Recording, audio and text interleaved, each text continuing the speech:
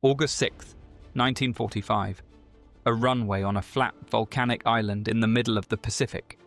A B-29 bomber named the Enola Gay lifts off before dawn, carrying a weapon that will end the deadliest war in human history.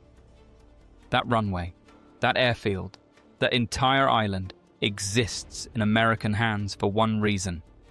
9 days of fighting, exactly 1 year earlier, against a Japanese garrison of 9,000 men who were told to hold this ground at any cost. To understand how this tiny island became the launch point for the bombs that ended World War II, you have to go back to a decision made a few weeks earlier, on the island right next door. Tinian is small, barely 50 square miles, 10.5 miles long, almost entirely flat. A strange contrast to the volcanic cliff-choked islands that usually define this stretch of the Pacific War. And that flatness was exactly the point. American war planners weren't looking at Tinian for its beauty or its farmland. They were looking at its geography and seeing something else entirely. Runway space. Enough level ground to build the longest airstrips in the world, close enough to Japan that heavy bombers could reach Tokyo and back without straining their fuel tanks past the breaking point. Here's the hinge. By July 1944, the neighboring island of Saipan had already fallen to American forces after a brutal, month-long campaign. Tinian sat just 3.5 miles southwest of Saipan, close enough to sea, close enough that American artillery batteries could be set up on Saipan's coast and fire directly across the strait onto Tinian's beaches before a single Marine ever set foot on the sand. The Japanese defenders knew exactly what was coming. They had watched Saipan burn from across the water, and they had weeks to prepare for the same fate.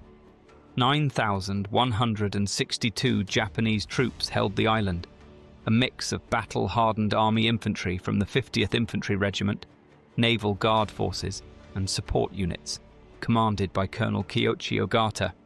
Most of the coastline was lined with steep coral cliffs, natural fortifications that made almost the entire island look unapproachable from the sea. There were exactly 3 places on the whole island where a landing was even physically possible. Ogata knew all 3. He assumed, reasonably, that the Americans would land at the widest, most obvious beach, the one near Tinian Town, in the island's south. He was wrong, and that single miscalculation would define everything that followed. Because the American plan wasn't to hit the obvious beach. It was to make Colonel Ogata believe they would, right up until the moment it no longer mattered. On the morning of the invasion, the 2nd Marine Division staged an elaborate fake landing directly in front of Tinian Town, lowering landing craft into the water, forming them into assault waves, drawing every eye and every gun on that stretch of coastline toward a beach the Marines had no intention of actually using. Japanese shore batteries opened up in force, hammering the decoy fleet, even scoring 22 damaging hits on the battleship USS Colorado. The Japanese defenders spent the opening hours of the battle fighting a phantom. Meanwhile, in the island's remote northwest corner, near a stretch of coastline called Ushi Point, something much smaller and much less obvious was happening. 2 tiny beaches, one only 60 yards wide, the other barely 120, sat almost undefended, because no rational commander would expect an entire invasion force to squeeze through a gap that narrow. Combat engineers had even built custom equipment for the job in advance.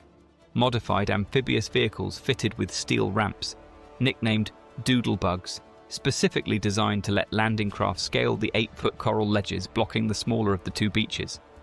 3 Marine battalions came ashore through those narrow gaps in 20 minutes. 20 minutes, and the Americans already had a foothold the Japanese hadn't prepared to defend.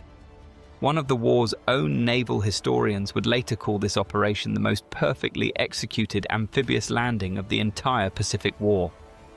The island wasn't just being invaded, it was being outthought. And once ashore, the Marines brought something onto this battlefield that no army had ever used before in the history of warfare. During the 13 days of naval and air bombardment leading up to the landing, American forces tested a new incendiary weapon on Tinian's cane fields and fortified positions, a thickened, gelatinous fuel that would come to be known by a name that still carries weight 8 decades later. Napalm. This was its combat debut, not a rumour, not a later addition to the arsenal.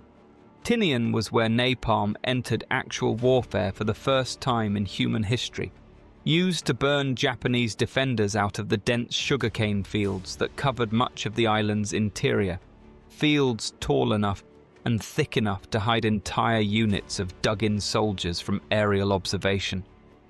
Conventional explosives struggled against that kind of concealment. Fire didn't. Think about the strange symmetry sitting inside this one island's story. Tinian would end the war with the atomic bomb taking off from its runways in August 1945. And a year earlier, in the summer of 1944, it had already been the birthplace of another weapon that would go on to define warfare for decades afterward. 2 entirely different kinds of fire, one exactly a year apart, both launched from the same 50 square miles of flat Pacific coral. But don't mistake the elegance of the landing plan for an easy fight. Once the initial deception wore off and Colonel Ogata understood where the real invasion was happening, he threw everything he had at the beachhead. On the very first night, Japanese forces launched a full counterattack against the newly established Marine positions, infantry assaults backed by tanks, hitting the American lines in the dark when confusion could do the most damage. The Marines held. Day by day, the Americans pushed south and east across the island's flat, open terrain that offered almost no natural cover, which cut both ways. It made American advances faster than the cliff and jungle fighting seen on other islands, but it also meant Japanese defenders retreating toward the island's southern tip had nowhere left to hide except the coral formations at a place called Marpo Point. That's where the battle turned into something uglier than open field combat. The Japanese defenders holed up in the cliffs and caves at Marpo Point refused every opportunity to surrender, and the fighting became, in the words of the Marines who lived through it, a battle where neither side asked for quarter. Small assault groups clawed their way through cave systems and coral outcroppings against defenders who had already decided how this was going to end for them.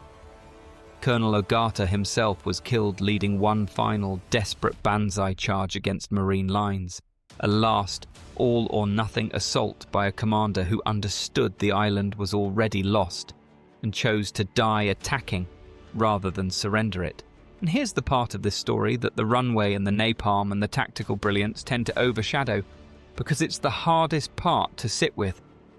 As American forces closed in on the island's southern tip, hundreds of Japanese soldiers and civilians chose to leap from the cliffs above the sea rather than face capture, jumping to certain death in the water and rocks below, driven by propaganda and military doctrine that framed surrender as a fate worse than dying. The site is still marked today, decades later, by memorial stones placed by family members who never got to bring their loved ones home. Sit with that for a moment. This wasn't combat in the traditional sense, not a firefight, not an ambush. It was hundreds of human beings choosing to end their own lives on a stretch of coral cliff, because the war around them had convinced them there was no version of surrender they could survive with their honor, or their families, intact. Of the roughly 9,000 Japanese defenders who began this battle, only around 250 were ever taken prisoner.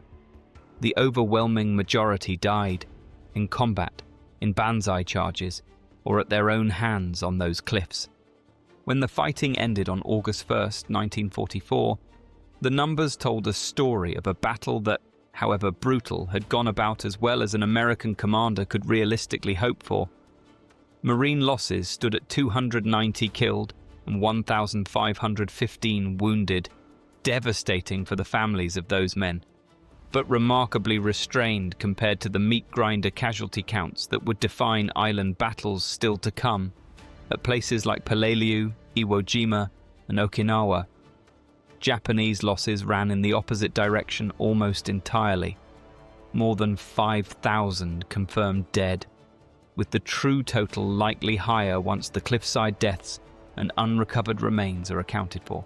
13,662 civilians were interned by American forces, pulled out of the fighting and placed under protection, a number that hints at just how many families had been living on this small island when the war finally arrived at their doorstep.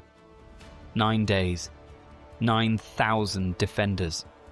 A battle that one American general would later call the most perfect amphibious operation of the entire Pacific War, and a battle whose true purpose wouldn't reveal itself for another full year, because the fighting on Tinian was never really about the island itself. 50 square miles of flat coral in the middle of the ocean has no natural resources worth the cost of 9 days of combat and thousands of lives.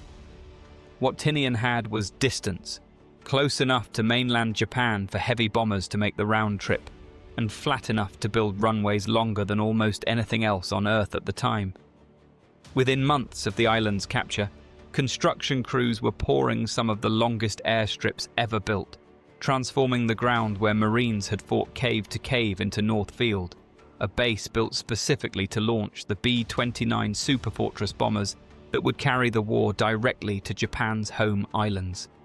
And a year after Colonel Ogata's final charge, in a specially prepared pit at that same airfield, ground crews loaded a 5-ton weapon onto a bomber named for a pilot's mother. Go back one more time to that runway, before dawn, August 6th, 1945. The Enola Gay lifting into the dark, carrying a weapon that no army in history had ever used before, about to change the shape of the war and the world within hours. That flight was only possible because exactly 1 year and 5 days earlier, 9,000 Japanese soldiers chose to defend 50 square miles of flat coral to the last man, and Marines chose to take it from them anyway, beach by narrow beach, cave by narrow cave. Tinian never had the mythic status of Iwo Jima or the staggering scale of Okinawa. Its battle lasted 9 days instead of 5 weeks, or 3 months. But almost no other single piece of ground in the entire war carried this much weight in what came after it, a battlefield that gave birth to napalm at its beginning and gave takeoff to the atomic bomb at its end. It was never the biggest battle of the Pacific War. It was simply the one the rest of the war's ending depended on. If you want to see what happened on the island right next door, where this entire campaign actually began, and where American forces first learned exactly what it would cost to take these islands one by one, that's the story of Saipan.